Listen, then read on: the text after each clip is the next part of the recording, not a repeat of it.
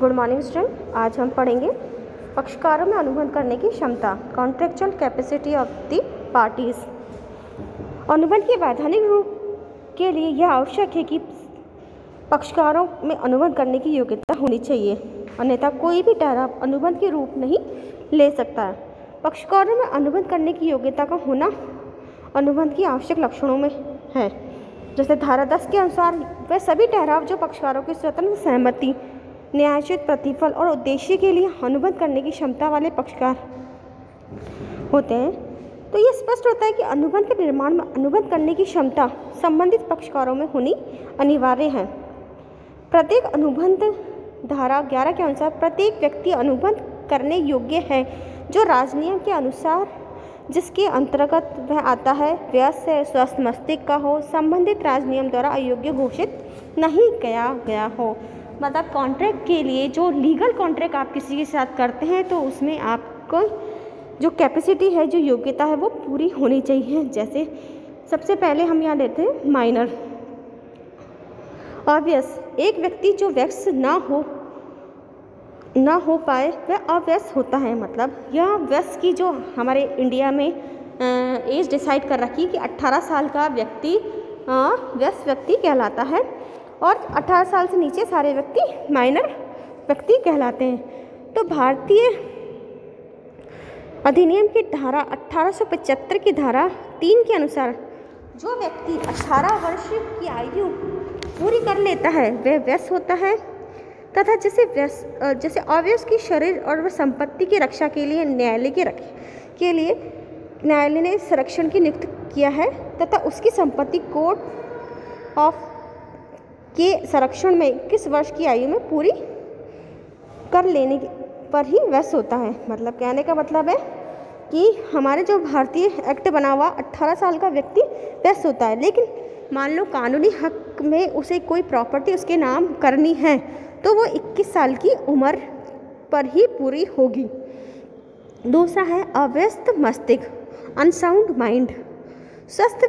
स्वस्थ मस्तिष्क का व्यक्ति वह होता है जो अनुबंध करते समय समझे कि वह क्या अनुबंध कर रहा है और उसके हित पर क्या प्रभाव पड़ेगा। इस धारा के विश्लेषण से स्पष्ट होता है कि एक पागल, मूर्ख और नशे में धुत व्यक्ति स्वस्थ मस्तिष्क का नहीं कहलाया जा सकता है।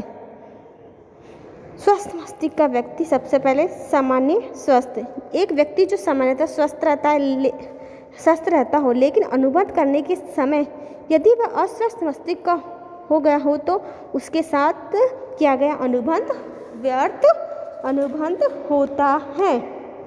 जैसे मान लीजिए एक व्यक्ति नॉर्मल है, बिल्कुल नॉर्मल है, लेकिन जब वो ड्रिंक करता है तो उस व्यक्ति उसका वो अपने होश खो बैठता है, वो कोई भी वादे या कोई भी कॉन्ट्रैक्ट कर लेता है तो वो लीगल कॉन्ट्रैक्ट में नहीं आएंगे।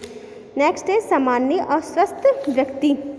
एक व्यक्ति जो सामान्यतः अस्वस्थ मस्तिष्क का रहता है परंतु अनुबंध करते समय स्वस्थ हो तो उसके साथ किया गया अनुबंध भी वैध होता है।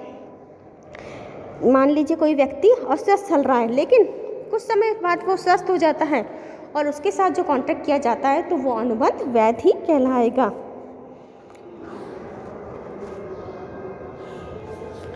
राजनियम द्वारा अनुबंध करने अयोग्य घोषित व्यक्ति या पक्षकार अथवा अन्य अयोग्य व्यक्ति।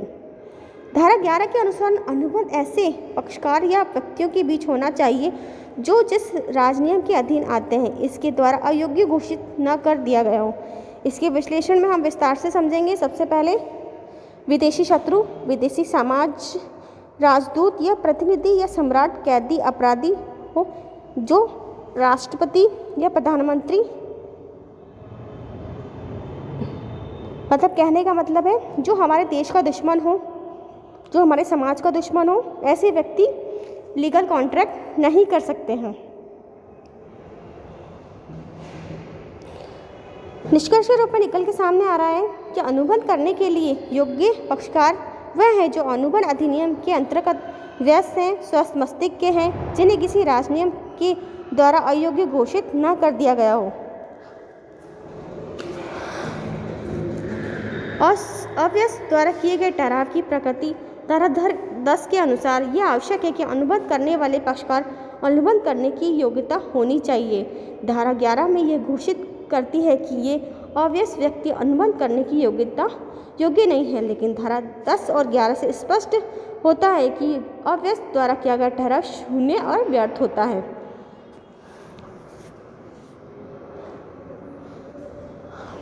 तो मैंने आज आपको बताया कि कौन से व्यक्ति अनुबंध ठहराव नहीं कर सकते हैं, मतलब वैध ठहराव नहीं कर सकते। कौन से व्यक्ति हैं जो कौन सी पार्टीज़ है, कौन से जो व्यक्ति हैं जो लीगल कॉन्ट्रैक्ट नहीं कर सकते। आम दिनचर्या में हम कॉन्ट्रैक्ट करते हैं, पर लीगल कॉन्ट्रैक्ट के अपने नियम होते हैं, उसे पूरे ही फॉलो करने पड़ते हैं। आज के लिए इतना ही, धन्यवाद।